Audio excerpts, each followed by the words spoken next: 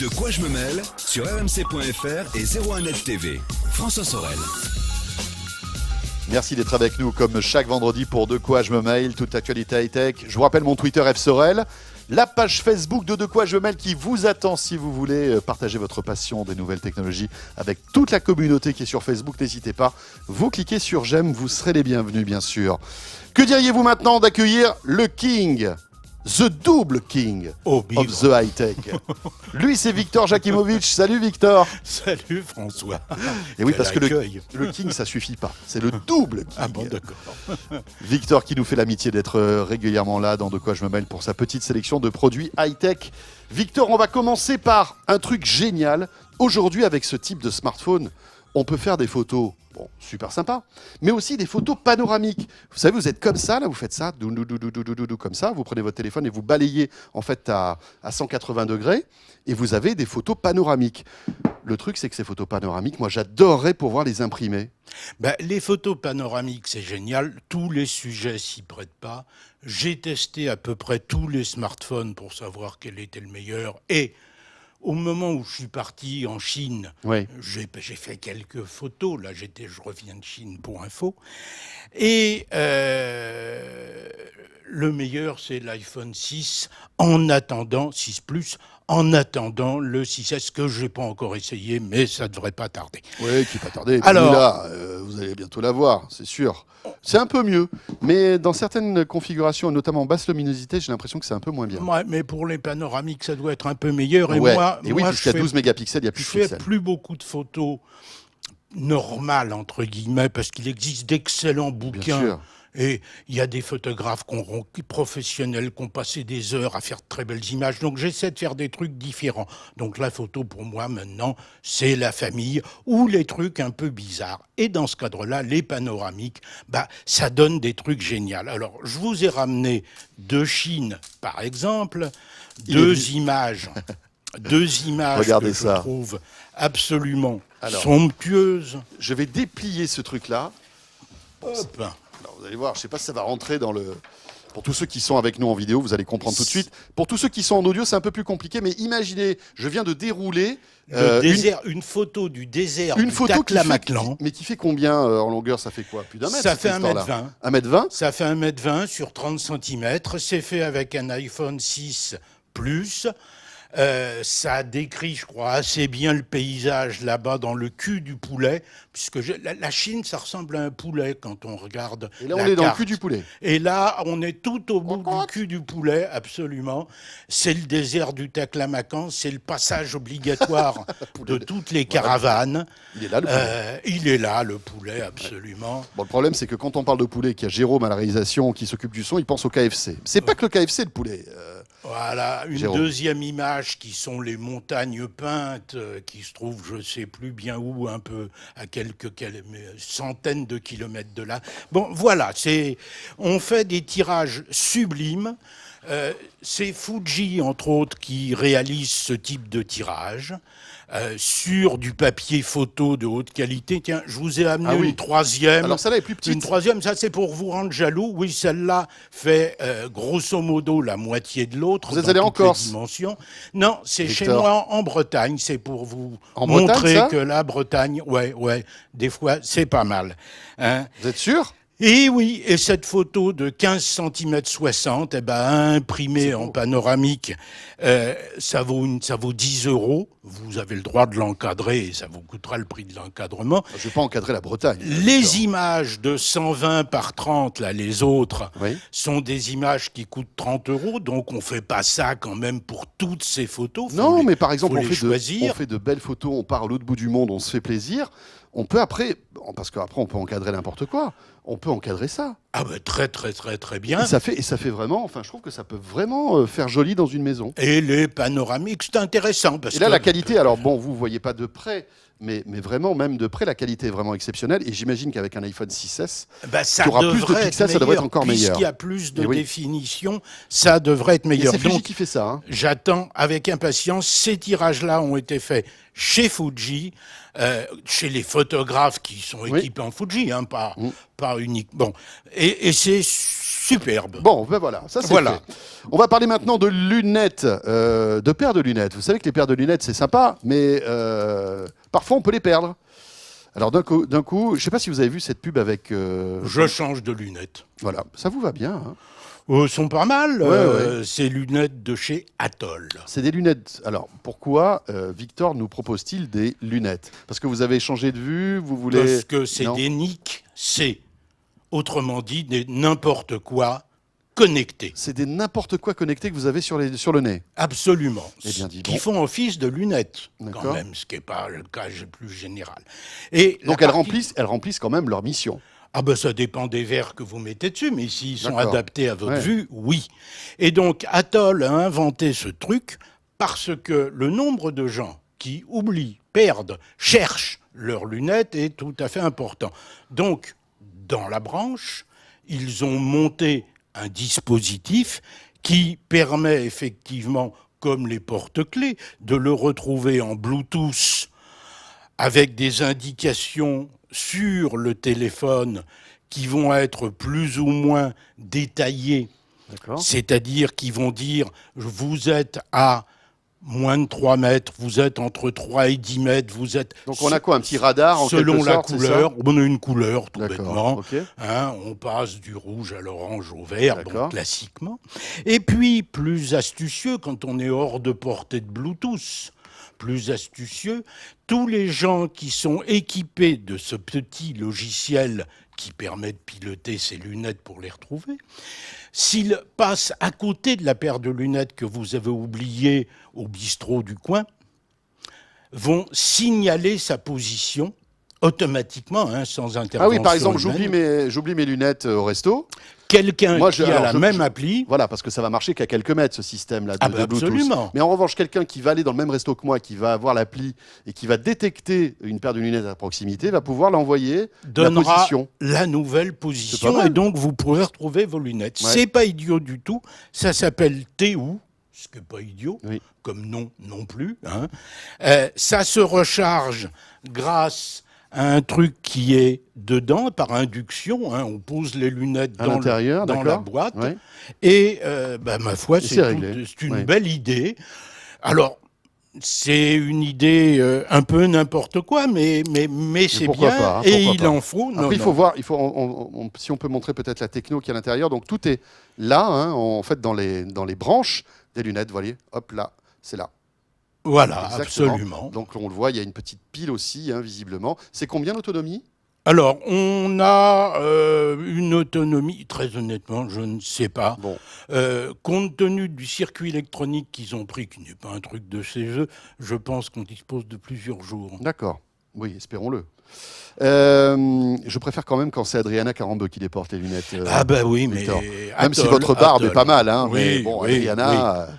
C'est Adriana. Bon, on enchaîne avec Digisol. Un autre NIC, c'est un autre n'importe quoi connecté. D'ailleurs, mettez-le, je vous en prie.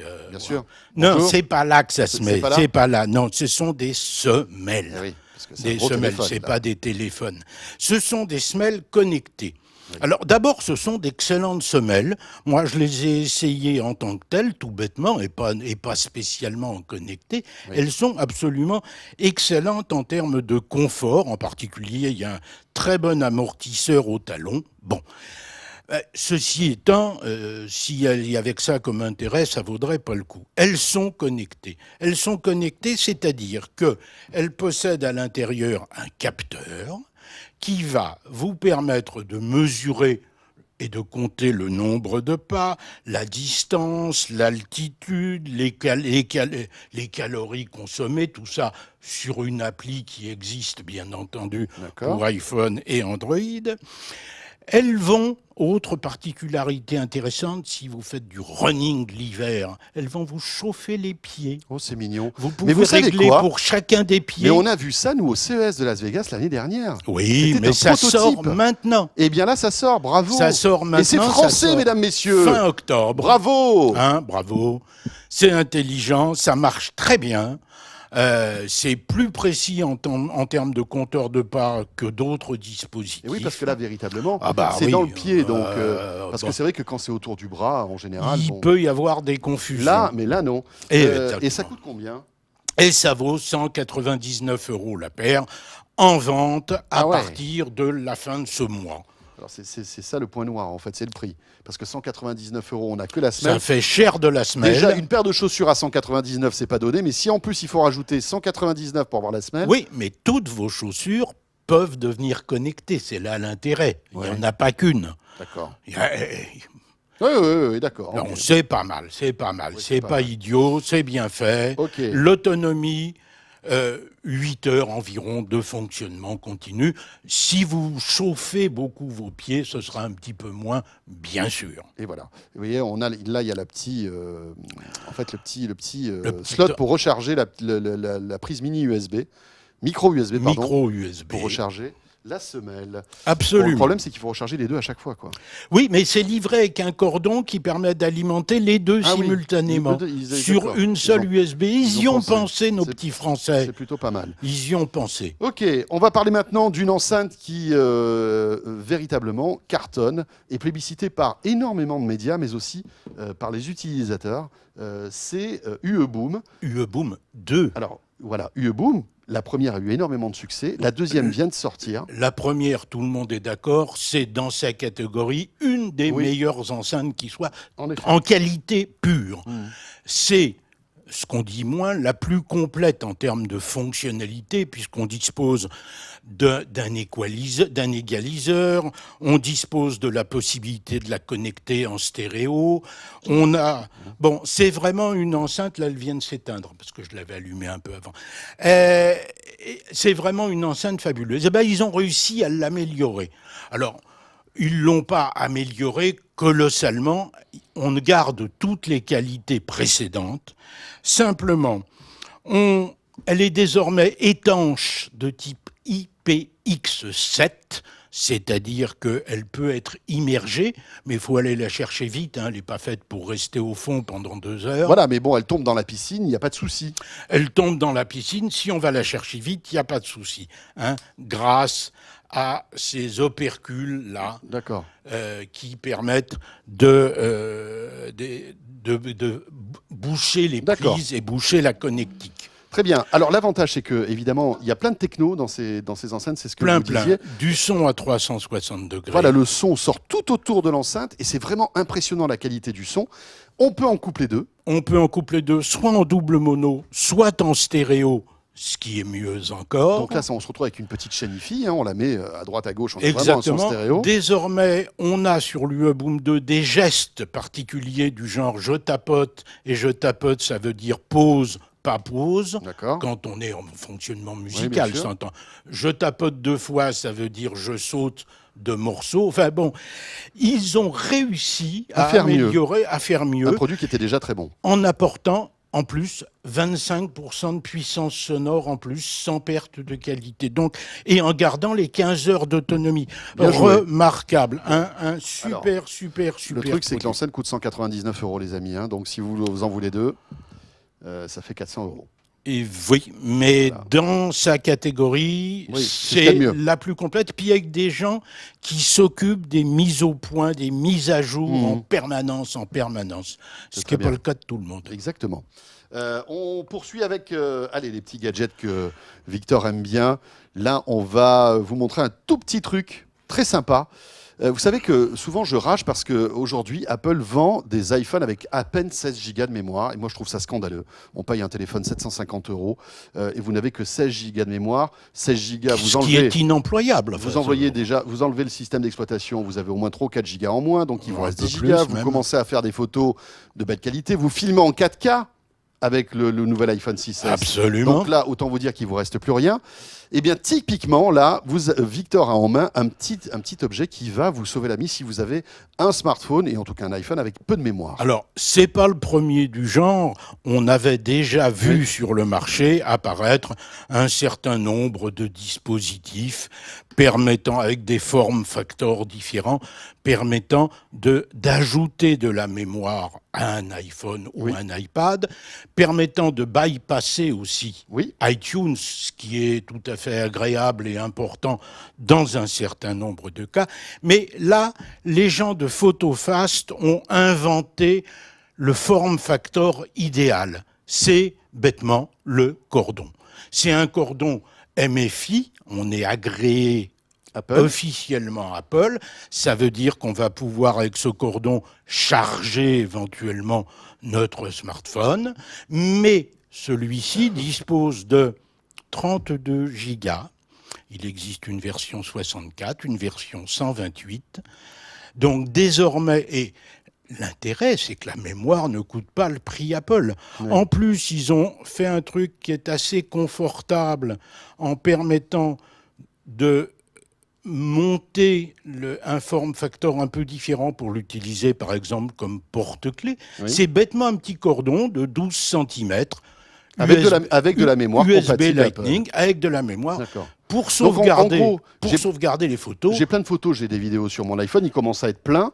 Là, je vais décharger toutes ces photos Je décharge. sans appareil, simplement avec ce cordon que je branche sur mon iPhone. Tout à fait, avec Une appli, bien sûr, avec dédiée. l'appli qui va bien D'accord. et qui permet de restaurer, sauvegarder. Enfin, Ok. super. Alors, ça va être vendu en France par l'intermédiaire d'un grossiste qui s'appelle Big Ben, Oui, qui est le plus connaît, gros oui. grossiste du marché. Donc on va pouvoir enfin le trouver partout, parce que pour le moment c'est un poil difficile pour ce modèle PhotoFast. Ça va coûter 130, 160 ou 230 euros, Ouh. selon, compte tenu du prix auquel Apple vend sa mémoire, Non, mais un c'est câble quand à même 130 moins euros cher. avec 16 gigas, c'est hyper cher quand même. Non, non, avec Avec 32 32, gigas. 64 ou 128. Ouais, mais 130 euros un câble. Ben oui, mais 130 euros un câble, 130 euros, 32 gigas. Sincèrement, je trouve ça cher. Je vous le dis là, comme ça, entre nous, hein, vous savez que je vous dis tout. Ah non, non, je, non, je- mais- je ne vous fais aucune cachotterie, Vous Victor. avez raison. Mais je trouve ça cher. Non, mais c'est pas donné, on est bien d'accord. Mais au prix où est la mémoire à l'heure actuelle chez Apple, n'oubliez pas que vous avez bêtement un petit câble qui aujourd'hui en MFI coûte une petite fortune, parce que Apple fait payer très cher le MFI Lightning, le connecteur Lightning. Bon, oui, Ouais. c'est pas donné. Mais Dommage, la version dommage. la plus intéressante, c'est 64, à mon avis, en rapport qualité-prix, Ouais, qui à est 160 euros. 160 euros, d'accord. On va terminer avec un autre système pour stocker de la mémoire. Un petit dernier. Alors là, il est en porte-clés. D'accord. Il faut savoir que d'ailleurs, le porte-clés n'est pas fourni. Hein, c'est le mien. Il est tout bêtement fourni une petite clé USB, tout ce qu'il y a de plus classique, sauf que enlevez le petit capuchon noir et vous voyez apparaître quoi? Je vois apparaître. C'est quoi, c'est un micro USB, ça? C'est un USB-C. Ouh, un USB-C. Autrement dit, Il était caché. tous les appareils qui ont cette prise C désormais, Ouais. qui va se généraliser, le type C, ça va se généraliser, des Bien smartphones, bien sûr. des ordinateurs, etc. Vous allez pouvoir aller facilement Mhm.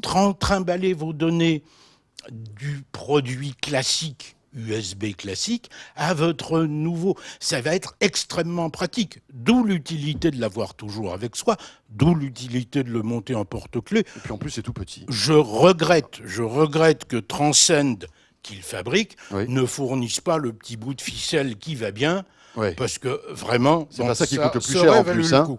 Alors, ça existe en 16, 32 ou 64 gigas, D'accord. et suivant le cas, ça vaut 14, 20 ou 35 euros. Là, voilà. Ça C'est sort, c'est ces plus raisonnable. jours-ci. Côté tarif. Oui, Ça aurait été bien que le mais il y précédent a, produit soit à ce prix. c'est pas aussi Ouais, c'est pas sophistiqué aussi quand même que d'accord. l'autre, au Ok. niveau, entre autres, de l'appli. Victor, on termine avec le Blu-ray. Parce On que, termine avec le Blu-ray. Là, en ce vendredi, Victor vient d'avoir une information hyper importante sur le Blu-ray Ultra HD. Ça vient de tomber, Victor, Ouais. avec deux nouvelles, une bonne et une pas bonne. Ouais, vous voulez laquelle? Bah, on va commencer par la pas bonne, comme ça on termine sur Alors, une note positive. La pas Hein bonne, Allez. c'est qu'il est probable que la plupart des cordons HDMI vendus aujourd'hui ne feront pas le boulot pour mettre sur du Blu-ray. Alors, sur du Blu-ray 4K, entendons-nous bien. Tous les cordons HDMI qu'on a à la maison, La plupart. combien 50%, Ah ben je ne sais pas. 60%, Pour on le sait pas. moment, aucun cordon n'est certifié à l'heure actuelle parce qu'il vient d'être créé une certification, tout bêtement parce qu'ils se sont rendus compte qu'ils disaient le cordon HDMI que vous avez, non, c'est pas vrai. Donc il y a des cordons qui marcheront pas. Il y a des cordons qui marcheront pas. Bon, ça c'est la mauvaise nouvelle. On sera obligé de racheter un cordon. Certifié HDMI, et à mon avis, la certification Aïe, aïe, aïe. premium, Ça va c'est coûter. comme ça qu'ils Ça va l'appellent, coûter un bras et demi. ils vont la faire payer. Bon. La Alors, deuxième. Alors la bonne nouvelle maintenant, Victor, on va terminer avec une bonne La nouvelle. bonne nouvelle, c'est qu'il y aura, au moins au Japon, des lecteurs Blu-ray 4K avant la fin de cette année. Le 15 novembre, Panasonic sort ses lecteurs Blu-ray 4K, 4K au Japon. Au Japon. D'accord. Donc ça veut dire que, bon, Alors, Pana commence, on peut imaginer que d'autres constructeurs vont suivre. Bah, Samsung l'a Espérons-le. annoncé, entre autres à Oui, l'IFA, oui. mais il l'a annoncé pour 2016. Le premier, c'est Panasonic, Japon, 4K, 15 novembre. Donc c'est bientôt. C'est bientôt. D'accord. Ce qui est moins sympa, c'est le prix annoncé, Aïe, aïe, aïe. $3 400 ou quelque chose comme ça. Non, mais ils sont tous fous, en fait. Ils ont tous perdu la raison. Eh, 3 000 € le lecteur Blu-ray. ouais. Bon, d'accord. Donc, ils vont en vendre 3. Hein. Ça va être cool. Bon, évidemment, tout ça va baisser, hein, parce que Samsung m'avait parlé d'un prix entre 400 et 500 € quand on est allé les questionner lors de l'IFA. On verra, en toute façon, tout ça va se décanter au CES de Las Vegas, où nous serons, bien évidemment, avec 01net TV. Victor, merci. De rien, François. Victor Jakimovic, le big boss de la high-tech, régulièrement dans De quoi je me mêle. De quoi je me mêle est terminé. Merci de nous avoir suivis. Bon week-end à vous toutes et à vous tous. Profitez bien de ces quelques jours de repos. Et puis on sera là, bien sûr, vendredi prochain. D'ici là, n'hésitez pas à nous retrouver à la fois sur 01nettv.com avec toute l'actualité high-tech en priorité. Puis tous ceux qui nous regardent actuellement sur YouTube, sachez que sur 01net TV, vous avez des vidéos en exclusivité et en avant-première. Donc n'hésitez pas à nous retrouver sur 01nettv.com. Portez-vous bien, à très vite. De quoi je me mêle sur rmc.fr et 01net TV.